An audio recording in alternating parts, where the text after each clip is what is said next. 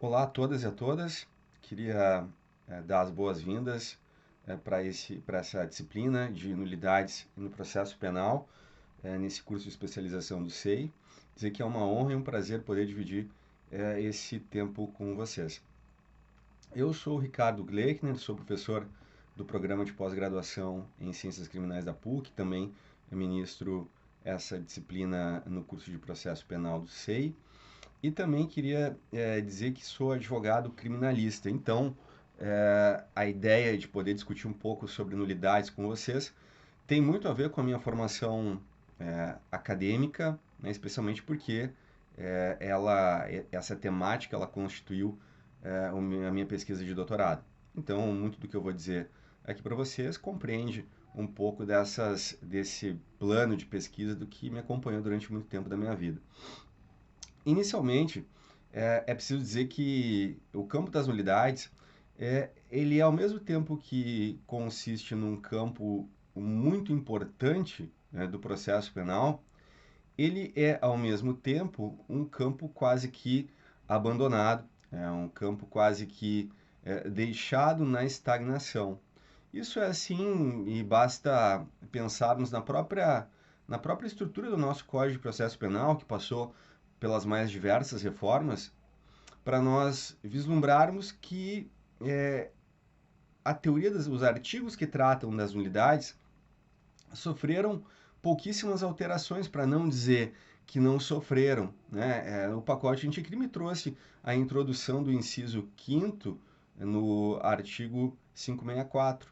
E essa constituiu, ao longo dos quase 80 anos do Código de Processo Penal brasileiro, a única alteração que alterou, por assim dizer, a estrutura das unidades, ainda que a introdução do inciso 5º, que afirma que a deficiência na fundamentação das decisões é causa de nulidade, ela não seja propriamente uma novidade, à medida que a Constituição de 88, no artigo 93, inciso 9, determina, sob pena de nulidade, que as decisões oriundas do Poder Judiciário elas devam ser fundamentadas.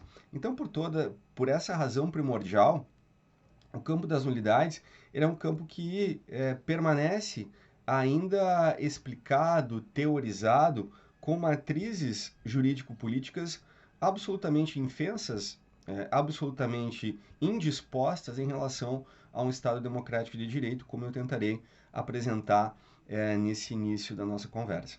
Então, inicialmente, vale a pena tentar compreender que uma determinada necessidade de pensar as nulidades em maior sintonia com a Constituição de 88, ela não é apenas um imperativo determinante para se poder interpretar um conjunto de relações que se dão no seio do processo penal e suas interfaces com a política, porque afinal de contas, como diria Goldschmidt, o processo penal é uma espécie de termômetro capaz de medir o nível de elementos corporativos, autoritários ou até mesmo democráticos de uma determinada nação.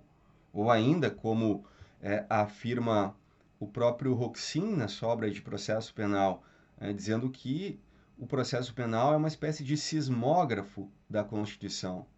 Então, as relações entre processo penal e Constituição são muito apertadas.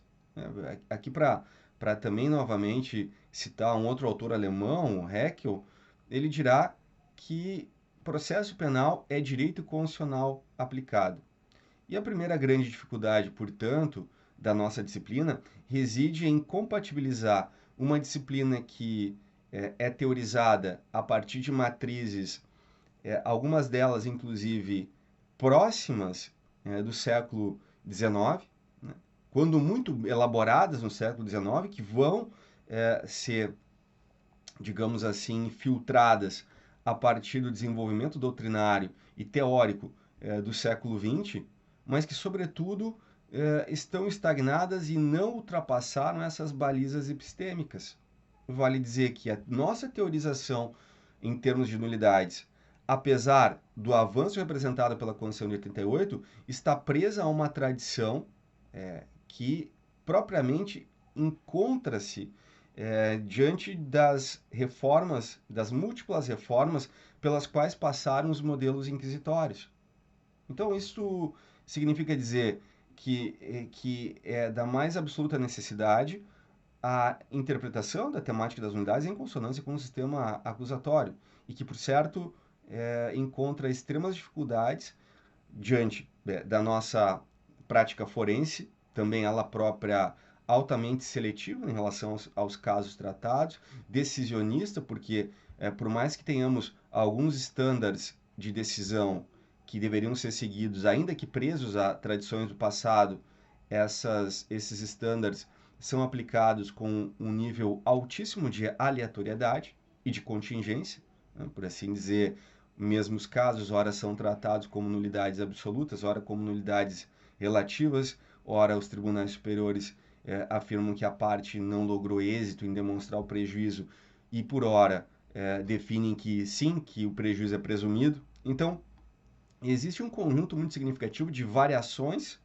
nos resultados das mesmas demandas postas a lume e postas sob júdice. Isso significa dizer não apenas uma certa inconsistência teórica, mas uma volatilidade jurisprudencial incompatível também com o mínimo de segurança jurídica esperado na solução de casos postos à apreciação do Poder Judiciário. Então, talvez no campo das nulidades nós consigamos enxergar essa variação de temas e essa variação de soluções para os mesmos temas de uma maneira incomparável aos demais institutos. Né? O campo das nulidades, sem sombra de dúvida, representa o que há mais de decisionista no campo do processo penal brasileiro. E essa seria uma razão que, por si só, já recomendaria um estudo sistemático e não enviesado da teoria das nulidades. Por essa razão, então, o primeiro passo é compreender como a forma processual ela desempenha um papel significativo na construção de um processo penal que reflita não apenas uma evolução dos países ocidentais rumo à constitucionalização pós-guerra, porque esse é um ponto de direito constitucional, de história do direito constitucional por demais fundamental, mas também, ao mesmo tempo, isso demanda alguma análise em torno das nossas bases processuais. Isto é, como explicar que o Brasil seja o único país na América Latina, e aqui contando a América do Sul e Caribe, América Central, e poderia incluir inclusive o próprio México, que não alterou, que não teve alterações fundamentais na estrutura do seu processo penal. Então, uma questão como essa nos coloca também em debate e nos faz tentar perceber que as dinâmicas de reforma do Código de Processo Penal que foram se consolidando no Brasil como reformas parciais, elas mantiveram ou elas foram incapazes de alterar a estrutura do Código de Processo Penal criada e elaborada a partir de uma mentalidade autoritária que era própria da década de 40 do século XX. Isto é, que as nossas bases de Código de Processo Penal elas têm uma inspiração significativa na doutrina tecnicista que imperou e que conduziu as reformas processuais penais italianas da década de 30, mas é que por diversas razões foram mantidas. Né? Dizer que, por exemplo, o Brasil contém uma estrutura de investigação preliminar centralizada na figura do inquérito e que remete ao próprio Brasil imperial.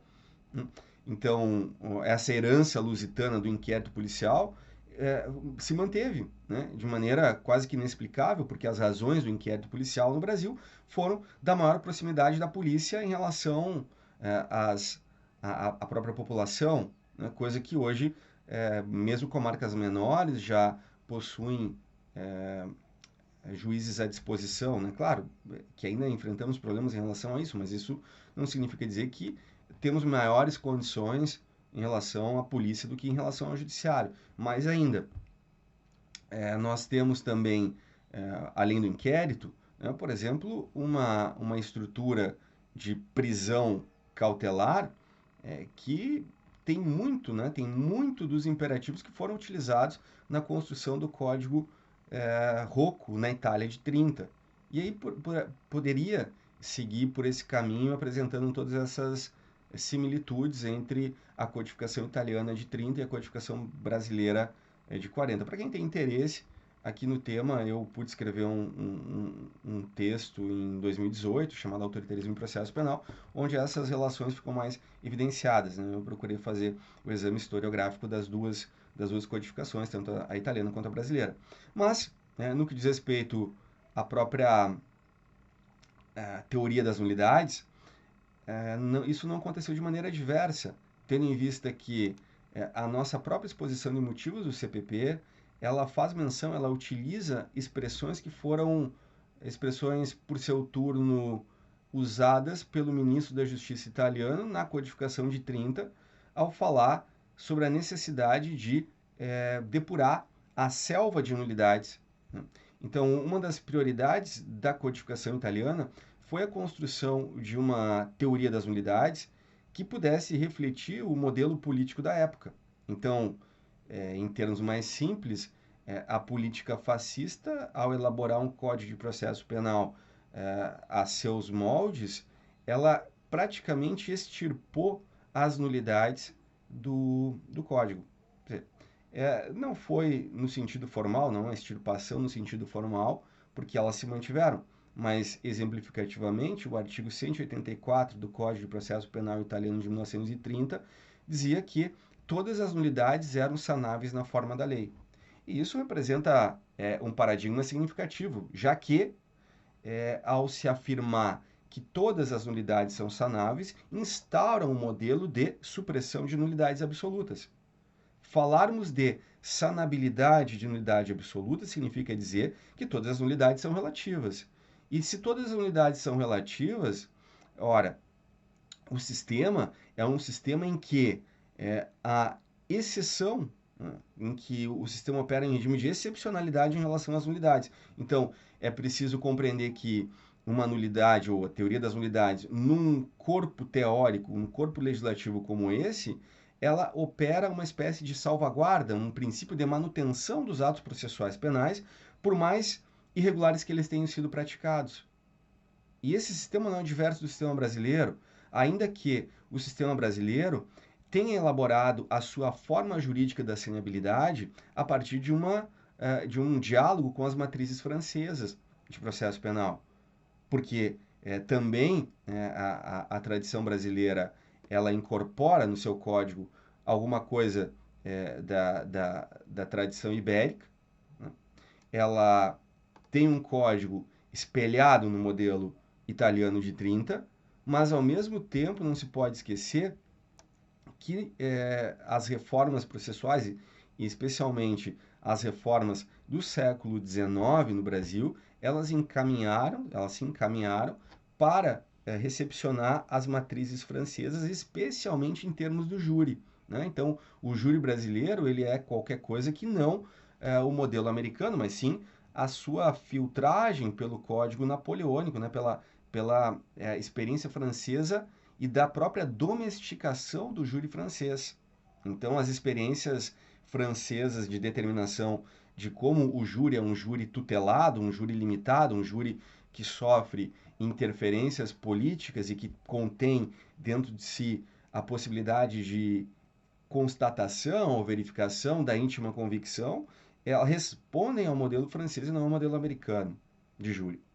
Seja como for, então, o Brasil não possui uma tradição purista em termos de nulidades ou mesmo de processo penal. Contudo, certo é que a maneira, a forma com a qual se deu a codificação brasileira tem um espelhamento jurídico-político italiano, ainda que permeado por outras influências, como as influências próprias ibéricas e francesas, que foram relativamente importantes na construção de uma teorização processual penal.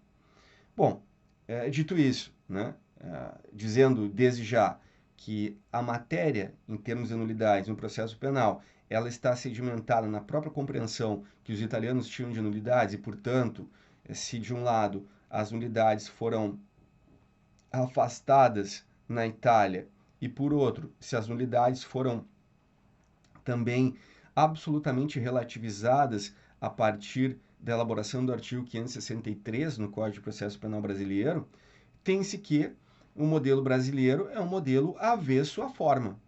Avesso à forma. Ou seja, que concentra extensos poderes de determinação jurisprudencial das categorias que perfazem uma invalidade ou não. Isto é, embora não devesse ser assim, essa teorização ela não conflita com o espírito político do qual emergiu o nosso código e, claro, as próprias unidades, como vai assinalada na própria exposição de motivos.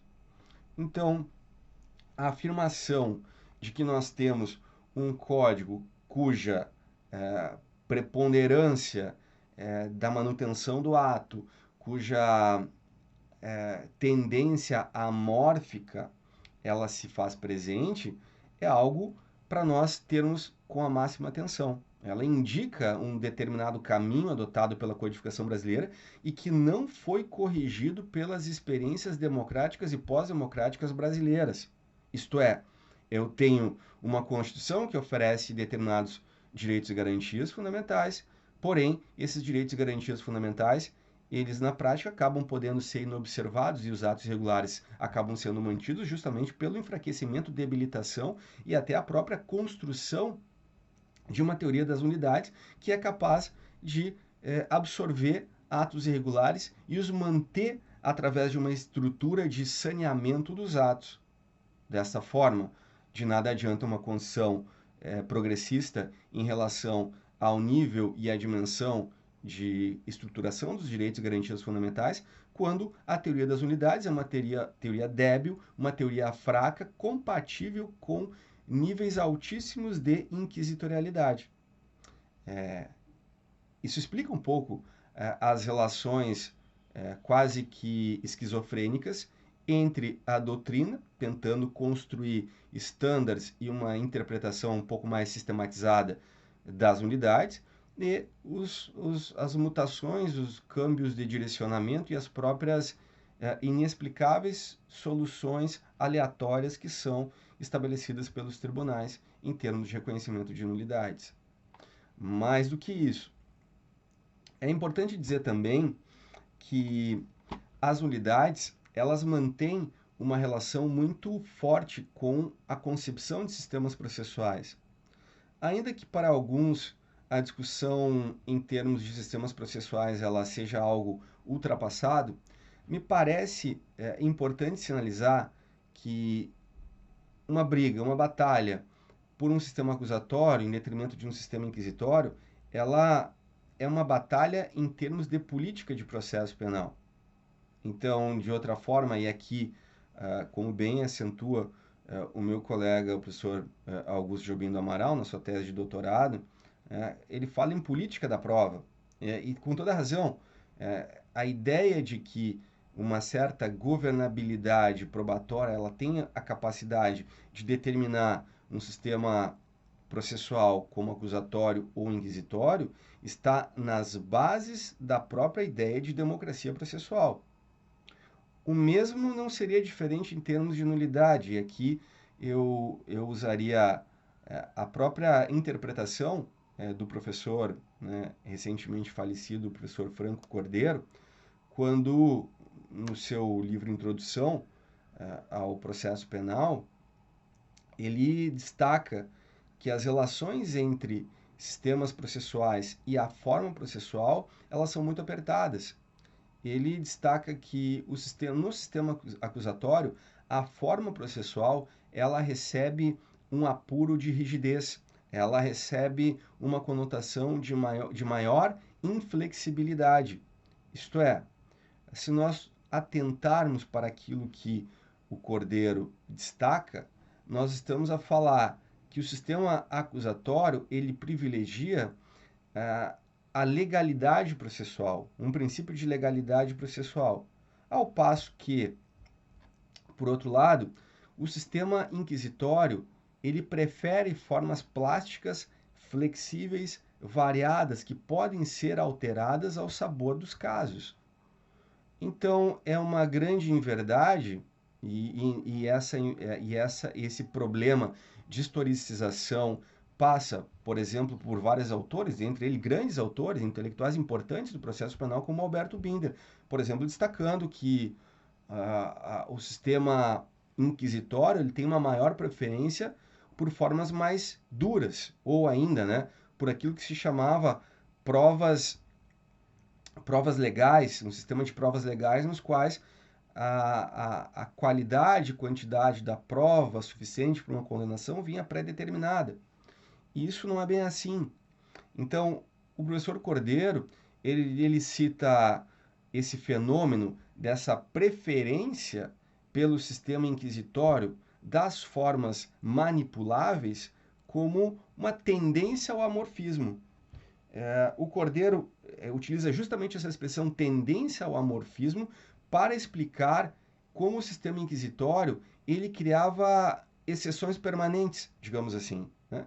Então, imaginando aqui, é um caso narrado pelo Cordeiro já em outro livro, né, no Manual de Processo Penal, ele destaca o caso de um sujeito, e esse sujeito ele é torturado, né? Então, o sistema inquisitório, entre outras coisas, também admitia a tortura como instrumento de coleta de provas. Contudo, a tortura que encaminhava uma confissão, né, a coleta da prova, em realidade, seria a coleta da confissão, e aí o próprio Michel Foucault, ele destaca no seu seminário de Louvain, né, o agir mal, dizer a verdade, essa é a tradução, embora a tradução brasileira tenha ficado ruim do título, nesse seminário ele destaca as funções da confissão na justiça criminal e de certa maneira o sistema ocidental ele preferiu dentre todas o sistema jurídico processual penal ocidental preferiu dentre todas as expressões da verdade a forma confessional, né? A própria confissão é um dispositivo que atravessa os mais distintos campos do saber. Veja, falando aqui de psicanálise, a psicanálise é uma reatualização da confissão e da economia penitencial, né?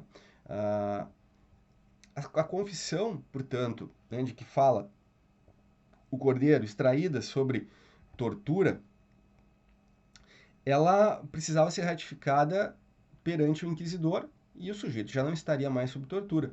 Então, um determinado sujeito, e havia uma regra, né? Havia uma regra prevista na maior parte dos manuais dos inquisidores e que determinava que o sujeito só poderia ser submetido no máximo 3 vezes ao dia à tortura.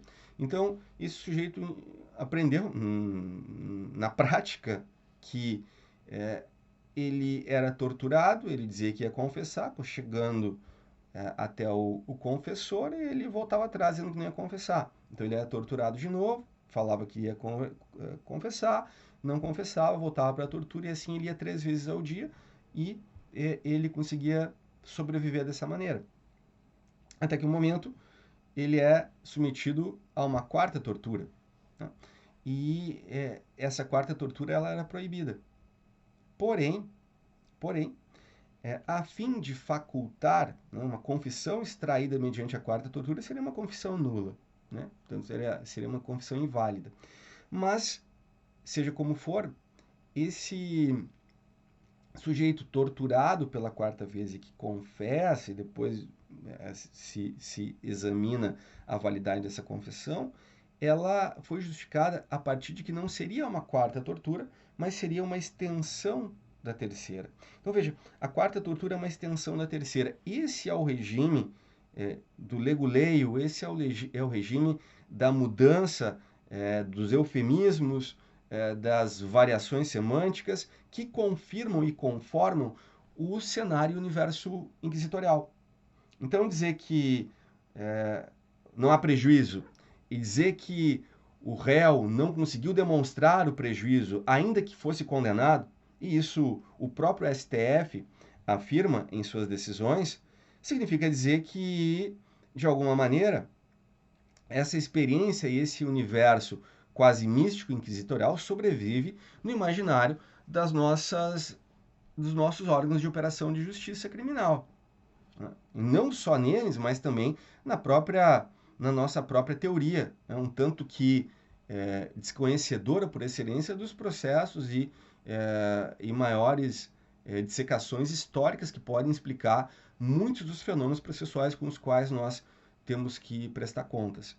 Então, de uma certa maneira, no sistema acusatório, as regras são predispostas e qualquer avanço para além das determinações dessas regras consiste em atos que serão considerados inválidos. Pensando aqui como num jogo de xadrez, cada uma das peças tem a sua própria movimentação, né? E o fato de uma movimentação fora dessas pré-condições é capaz de invalidar o movimento e a captura de uma peça do oponente.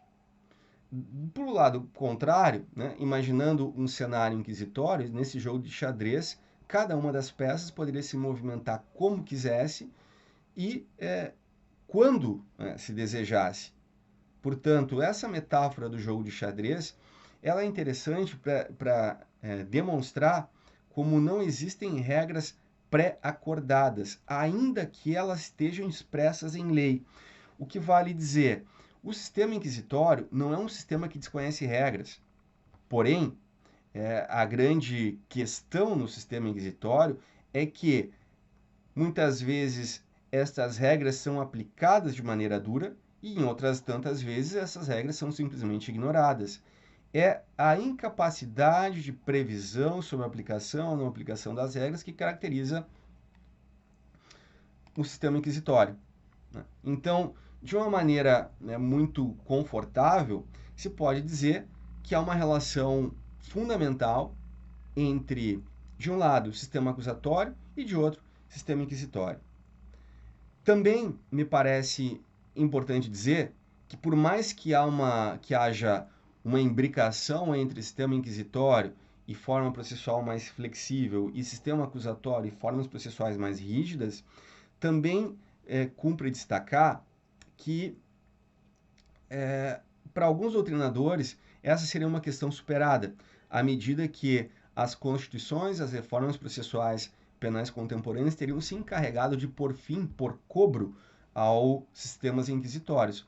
As nossas práticas processuais desmentem essa tentativa falha da doutrina brasileira, especialmente a doutrina que se poderia dizer conformista, em justificar o sistema processual penal brasileiro como acusatório. Dizer que o sistema processual penal brasileiro é acusatório não é apenas ignorar as nossas práticas altamente primitivas e que colocam pessoas, muitas delas inocentes, em condições da mais absoluta degradação humana, que são as nossas prisões, né? Embora isso seja por demais importante. É também identificar que parte considerável da nossa tradição brasileira e que estabelece que o nosso sistema seria acusatório, parte de uma certa constatação histórica que não confirma, ou que não se confirma enquanto hipótese de trabalho, de que bastaria a mera separação de funções para que nós tenhamos um sistema acusatório. Ou seja, a maior parte da doutrina brasileira, ela afirma que um sistema acusatório é caracterizado exclusivamente pela existência de um órgão diverso do juiz, então o Ministério Público, ou até mesmo uma ação penal privada ou querelante, e que a separação entre o órgão acusatório e o órgão judicante seria suficiente para que nós tenhamos um sistema acusatório. Isso parte de uma constatação errônea e que determina simplesmente uma conformação estrutural formal e que permite uma dialética processual. Em outras palavras, dizer que nós tenhamos órgãos diferentes entre acusação e judicância significa tão somente que nós vamos conseguir estabelecer uma espécie de dialética processual entre acusador e acusado, cabendo ao terceiro julgar o fato. O problema é que isso é insuficiente. Para que nós tenhamos um sistema acusatório plenamente implementado, é preciso muito mais. Então, a ideia é poder apresentar o quanto a mais, o que nós temos de plus em relação a essa mera separação de funções, para que possamos, ao determinar o nível de acusatoriedade de um determinado sistema, podemos estabelecer também as bases mínimas e principiológicas de um determinado modelo de nulidades ou de invalidades, né? E isso é o que nós vamos ver a seguir.